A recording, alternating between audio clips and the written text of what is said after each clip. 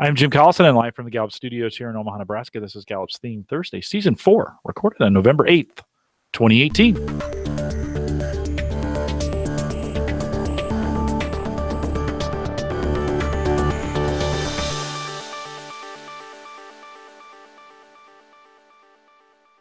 Theme Thursday is a Gallup webcast series that dives deep into the Clifton StrengthsFinder themes one at a time, and today's theme is significance.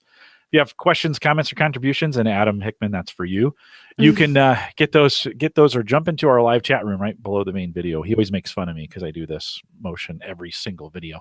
Right below the main video window, and log in, bottom left-hand corner, choose the login button, choose the guest count, take the name out where it says guest and the number, put your name in, and you can chat with us live during the program. Catching the recorded version, have questions about anything, seriously, anything, we'll answer them. Send us an email, coaching@gallup.com. Don't forget to visit the Gallup Strengths Center, just gallupstrengthscenter.com for all your Clifton Strengths coaching resources and training needs, including a brand new Clifton Strengths All 34 report. This might be old news if you're listening to this in 2025. Welcome to the future, by the way. But we just released that. You might want to head out. If you have access to all 34, you can access right now. Just jump out there, Clifton, or head out to gallupstrengthscenter.com. If you don't, you can upgrade $30 right now. Special code. I'm not going to put it in the podcast, by the way, because it'll be outdated here pretty quick. Head over to our Facebook group, facebook.com/groups/called-to-coach. And you do that, chances are we're probably running some kind of special for it. $30, get it done today. Don't forget to visit our coaches blog as well. Lots of information going on out there, coaching.gallup.com. Maika Leibbrandt is our host today. She's a workplace consultant and a traveler, a well-oiled traveler, it sounds like. Maika, welcome to Theme Thursday. Thanks, Jim. Hey, on that note, or on the new report, I get a lot of questions lately about, did I miss something? Is there something new? Is there a new assessment? Is there something new I need to learn about Clifton Strengths? Same assessment, different way of visualizing your report. So you don't need to retake it. And we, in a lot of our courses that we're teaching, and of course, when you listen to this someday in the future, this might be a little bit different, but really, as long as you can understand how to coach around all 34, this isn't going to change your understanding of it. So you still have the basics. You still need to understand and fall in love with every theme and really let your client do the driving. But this new report, I downloaded mine. Jim, it's pretty fantastic. It is. And it took me a little time to get into it. I kind of worked through it in pieces because it kind of comes top 5, 6 through 10, the rest all 34. Talk a little bit about weaknesses and blind spots. I mean, it's just a way to kind of work through it. Maika, let's save some of that for post-show because folks are listening to this in 2025 and they're like, hey, this is not the greatest information because it's old news. But so we'll cover some of that in the post-show. Maika, we're talking significance today, 32 of 34, which means we are getting super close to the end. Yeah. And we're in the S's. We'll be at woo before we know it. Let's talk a little bit and give a theme brief on significance. Sure. So it's an influencing theme. It describes people who are drawn to doing work that gets outwardly noticed. I think significance really is about how do I seek and desire and really yearn to have an impact on other people. I'm able, if I've got high significance, to really pull away from busy work or even from boring things or from the mundane and toward the truly exceptional. It's a hunger to have this meaningful, lasting impression on other people and really a primal need to do something that makes a difference and gets noticed by other people. I like that word legacy. You didn't say, I don't think you said that in there, but when I think of significance, I often think of legacy. Yeah. I think there's some unwarranted negative bias towards significance at times, command significance at the bottom. Mm-hmm. But I think it has this beautiful, when we think of it in terms of legacy, it has this beautiful ability, because I don't think that's to want to leave something for the future, the wanting to have things bigger than themselves, for this desire, this yearning, like you talked about, this hunger for meaningful impact, I think is very important and drives us to excellence. And we'll talk some more about that as we get through this. But with significance, where are they at their best? What's the best value? Yeah, let's think about really great mature significance and what value it brings to others. It's about, I think, being able to intentionally aim the work you're doing toward where you can make the most lasting impression, the most meaningful, positive legacy. I think if you've got significance, think about a service you can offer to your team is being able to respond to client feedback, to adjust course based on that external metric of what's really being taken up, what's really being responded to, and how do we respond in a way that's really going to stick with folks. It's also that you can be in that driver's seat for raising the expectation of others from complete to concrete. Don't just do it. Do it in a way that people notice. Do it in a way that people remember. What can they do more of? Like, what kind of things should they be volunteering for, or even just accepting responsibility for? I think look for projects that give you a good amount of independence on how they're being executed. If you can feel like you have that ability, again, and that might be true about many influencing themes, but really with significance, it's about having that ability to say, I'm not just going to do work. I'm going to do work that makes a splash, that leaves a fingerprint on people. So if you've got some control over how things are executed and leave you a great amount of independence, then I think your own unique style and swagger can be really infused there purposefully. Also, spend time with the most important customers or the most important stakeholders. Chances are you might even have that really great filter that helps you sort to who's most important, who has the biggest voice, who are the stakeholders here who matter. Also, push back on why before you tackle the how. Make sure that you are on board on why your project is important, what sort of significant impact it's going to have, rather than just saying, yes, I'll run with whatever you ask me to do. Maybe you ask questions like, who is this going to serve? Or when we accomplish this, what's going to be the effect? What's really going to happen? You stole my thunder a little bit. I was going to talk about sorting. We've been talking about that throughout the season, a little bit last season, and I do really think that significance has this strong sorting ability for what is important, Mhm. and I think we underestimate that sometimes. We might be sorting for the maximizer, might be sorting for the highest quality, right? In that, relator might be sorting based on the importance of relationships, but when we think about significance and the importance and the lasting, and maybe whether we're thinking about long term for a company or something to be done in the family, I really think this is one of those really important sort items to get to that. What has some longevity to it, or Mhm. what is really important in what we're doing here? Micah, do you want to add anything to that? I just think about, I was about to just say I love significance, but let me get real truthful with you. Some of the people in my life I love the most have significance.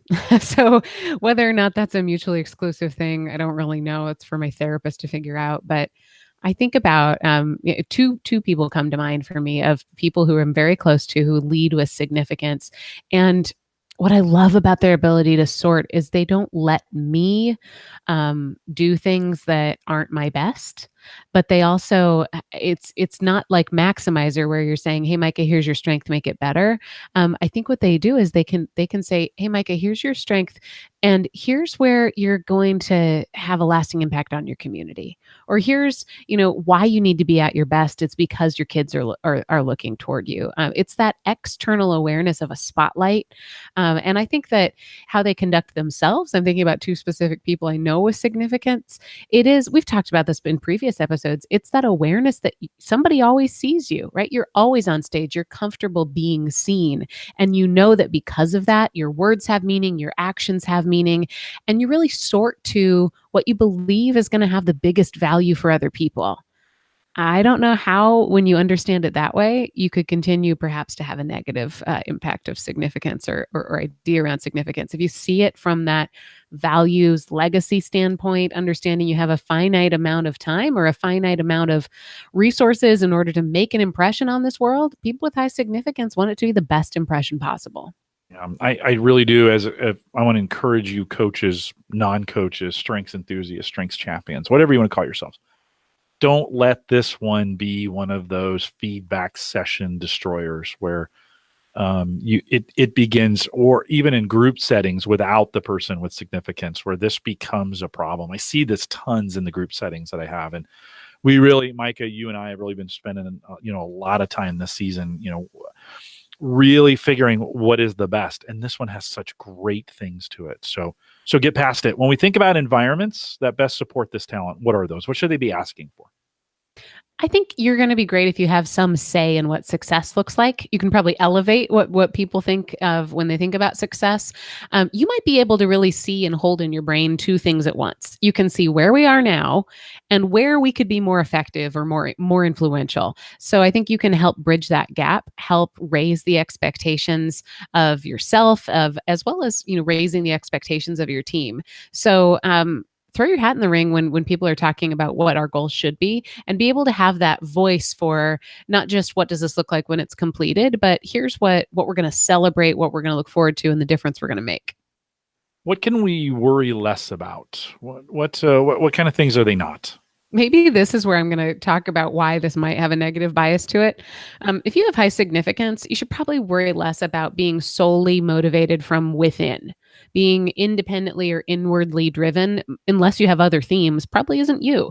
That notion that you shouldn't care what others think might be popular with other people who have different themes, but it likely just doesn't totally sit with you if you've got high significance. You don't have to be driven only by your own inner desire. You can be and you will be more successful when you find ways to stay connected to what a difference is for other people. So you're going to do meaningful work because of that external radar for what means something to others. We've spent, and in the years we've been doing this together, I always think these themes have an inward and an outward facing. And I think significance outward facing and making other people feel important, or building the legacy of someone else is the mature state of this in a lot of ways. It's that, okay, it's great I can do that for myself, but can I turn this legacy, using that word again, can I create a team legacy? Can I impart that on others, not to have them be like me, but to understand the importance, or to help them sort to what's important, and then have a team accept that, or have other people accept that. I think that's super, super important that we're able to kind of focus that outward as well.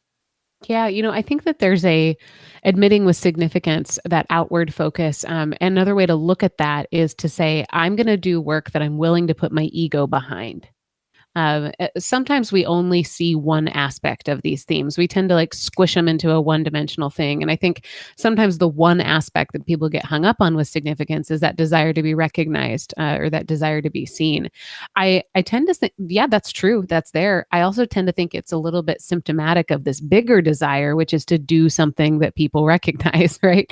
So it's not just that significance is just needy. Give me all the Girl Scout badges, or give me all the applause. I think there's something that runs much deeper than that. It's give me something that I can put my whole self into. Let me be attracted to something that I can really stand for and complete, and think about raising the expectations of my entire team so that when we're recognized, it's worthy of that recognition. Right on. When we're working with significance, now thinking about teams, and we're on teams working with people that have it, what should we expect? What can we look for? So if you're working with somebody with high significance, understand that their network is going to matter. They'll likely be drawn to spending time with credible, productive, or otherwise influential people. They will know and notice recognition. It matters that it's done in a meaningful way, but it also just matters that it's done. Typically, somebody with high significance isn't going to be afraid of feedback. In fact, sometimes the most relevant customer or stakeholder feedback is really what they crave. So being able to say, here's how your work is landing in the world, or here's something you might think about doing differently, or even, hey, did you know that this person you're working with has an interest in XYZ? You might want to learn more about that.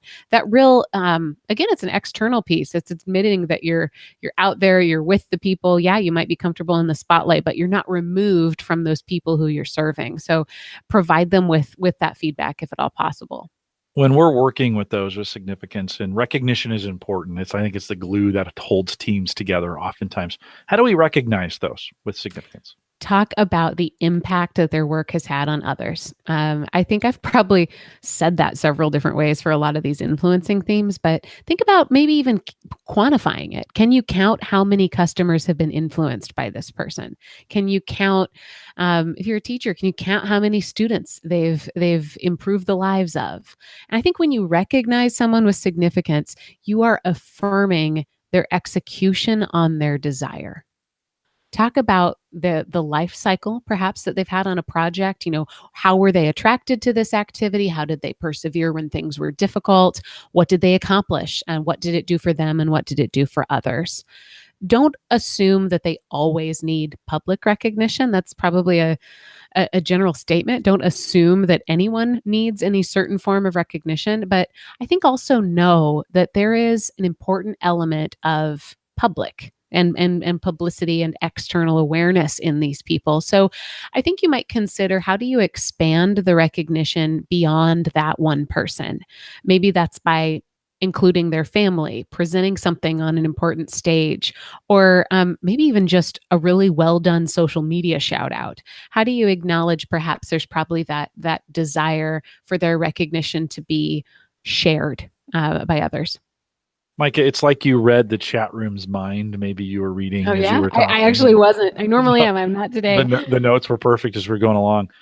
Some have been saying, I don't need, as we're talking about recognition, I don't need it, or I'm not comfortable publicly, which speaks to, in this idea of recognition, as we've been talking about it, it's really important to ask people, like, how do you like to be recognized? These are tips that we're giving kind of in an empty, open vacuum that everybody comes at it with a different set of themes and different personality. But Maika, when we think about, someone high in significance and they're saying, like, I don't like it publicly, can you think of any other, without doing a shout out or social media or even behind the scenes, for them, they're saying just knowing is enough. So is that a one-on-one conversation? Maybe you can talk a little bit about what that could look like. How do you recognize someone without it being public? Yeah. Well, you know what? I think a lot of this is probably, if you've got high significance, chances are maybe you've thought about what that recognition could be. And I don't mean recognition necessarily in the terms of like praise, but how is it going to be recognized? How's somebody going to see what you did? How's somebody going to notice what you did? So that might be a thank you note. That might be a one-on-one conversation. I think it also might be knowing what that person values and accentuating that value. So if I have high significance and I'm really into the environment, plant a tree for me, right? Like, do something that's going to resonate with who I am. And it might also be, I mentioned including people's family, but don't be afraid to, I think sometimes we fear that it's going to dampen the recognition if there's not an element of surprise to it. Like, oh, I can't go ask Jim how he wants to be recognized because I want to magically get it right without him knowing. I would be willing to go out on a limb here and say it's better to get it right than for it to be a surprise. So don't be afraid just to ask. Lisa says, I'm sure someone with significance would love to be asked how to be recognized, right? It's the recognition to ask. Yeah. So super good point. When we think about stretching them, growing, right? None of these themes we're not born with them instantly great. We've got to work on them as well. How do we stretch and grow significance?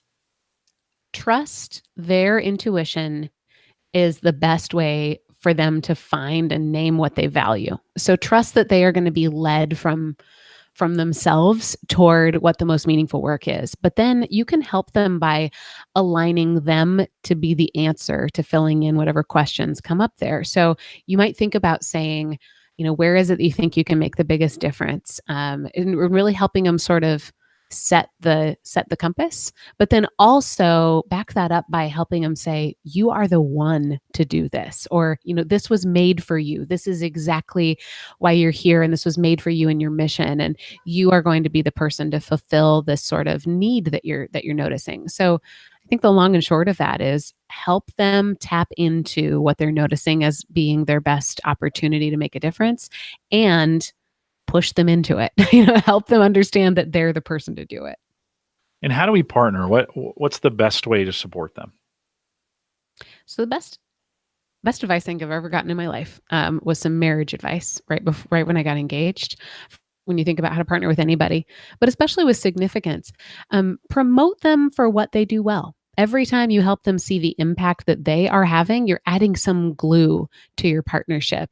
So speak of their talents to other people. And I have a great mentor, coach, friend who told me last week, significance is about the space between. This person sees their most important self and sees what currently is. And there's always a distance to cross. So ask about what goals maybe they need to accomplish and how you can serve in a supporting role there. or throughout the year, we have been doing theme challenges, which I think folks are picking up on, which is really good. I think we're getting a little more traffic on these. At least I hope so. They're available through our Instagram account at Strengths Talk. Maika kind of manages that. You can find them on the Facebook page as well, facebook.com/group/called-to-coach. We also post them as part of the show notes when we post these live on the coaches blog. So coaching.gallup.com. They are there and available for you as well. Maika, for the dominant theme challenge, right? For those of us who have it, you've got 3 great challenges this week. Let's work our way through them. Yeah, if significance is the theme that always describes you, it's a dominant talent. And in that case, your challenge is to name ways that you can leave your mark on the world. Number 1, identify a local person whose influence you admire. Reach out and know them better. Number 2, define your values from an onlooker's perspective. So, what would you want someone to notice you standing up for? Go the extra mile of just putting that into words. And number 3, I want you to take a risk that you've been shying away from, but you know is important in relationship to your dreams and your goals. And I can't wait to hear what that is. We also have a lesser theme challenge, and let's roll through that as well. Sure. If significance is one of your lesser themes, meaning probably toward the bottom last 5 or 10 of your sequence, it doesn't mean it's a weakness. It just means it's a pattern you don't really use. And specifically for significance, it just means you might probably choose your goals perhaps more internally, or you might be motivated by other pieces. So your challenge, if it's a lesser theme, is to explore how you involve yourself in your own goals. Number 1, I want you just to name a theme you have, a dominant theme of yours that provides you energy and motivation toward a goal. So which of those themes is it for you that says, yes, that means go to me? And number 2, identify a champion partner. Who is it that you know who speaks up for others, who could be a great promoter of the ideas you have, who could really make your work significant or influential and give you a little bit more of a soapbox for what it is that you're doing? Maika, we had a little blip in the podcast here. You were making a quote. I'm going to try and get this from the chat room because they missed you during that spot. Oh, So no. So was chat it room, about the space between? Well, I'm trying to get specifically where it was. So watch the chat here really quick. We'll spend an extra few minutes as we kind of wrap it though. And we'll put some final thoughts and then see if I can get you to requote that piece here as we get towards the end. Final thoughts as we think about significance. Total transparency, we readjusted the short definition of significance when we released the CliftonStrengths 34 report. So your short definition on your theme sequence report is going to be a little bit different than it is on that new report. And we did that because it was creating this one-dimensional desire for people to just kind of misunderstand it and move on. So we pulled a little bit more into some shorter sentences for significance and really highlighted that legacy part, that desire to do important work. I think people were tripping up by the whole desire to be recognized piece. And that certainly is an element of it. I encourage you, with significance as well as all 33 other themes, if you feel like you don't understand why that's positive or can't imagine it leading somebody to success, or can't imagine ever appreciating it, find somebody who has it and, talk to them and think about what that might look like. Get a poster child. I have mine for significance. I love this theme. You can hear a couple other ones if you listen to previous seasons. And I just think it's a really beautiful theme that if we did not have it, we would miss a lot of the really big firework milestones in our world. And so it's certainly a significant talent, and I'm happy it exists. That's not the only one we adjusted, by the way. There are a few others that we did. Took your feedback, been listening to the community. There's been some internal dialogue here at Gallup about some of those. So go out and take a look. They're changed and adjusted in the All 34 report. So if you have access to that, you can download that and take a look at it. Don't go too crazy about this. Maika, I was looking through, I pulled my copy of First Break All the Rules off my shelf the other day at home, and I was thumbing through the back of the book, and I realized it still had fairness, right? And so Instead of consistency? Instead of consistency. And I thought, I have a gem here. Like, I have a book that has some of that. Now, if I was reading that today, a lot of the definitions, the ideas are still the same. Don't get hung up on the words at this point. But these new definitions, they make it a little more clear. We updated some of them for today. Some things have changed in the 15 years we've been doing this. And so go out and take a look and get those done. The quote you had made, Maika, was around the best marriage advice you'd ever we lost received. that? Oh, yeah, well, shoot, there was a little really blip. So let's clarify it again. Let's just make it even better. Let's want me to say it in a way that Roy can edit it? No, just say it. Just keep going. The best marriage advice I ever received was laugh a lot and promote your partner. Okay. Yeah, laugh. Well, that's a good idea. So yeah, it blipped even for me. So I'm kind of glad that I thought if at one point we had lost connection with you, but cool. The other advice might be call your internet provider and complain. I don't know if it's you. I'm sure it wasn't you. I'm sure it was me in that. So we'll just blame it. That's kind of you and totally incorrect. It's kind of that's good marriage advice too. It's not you, it's me. We'll remind everyone to take full advantages of all the resources that are available. I think someone jumped the gun on the post show, by the way. Ivan, not yet, my friend. We're not there yet. But remind everyone to take full advantages of all the resources we have available at the Gallup Strength Center, just GallupStrengthsCenter.com.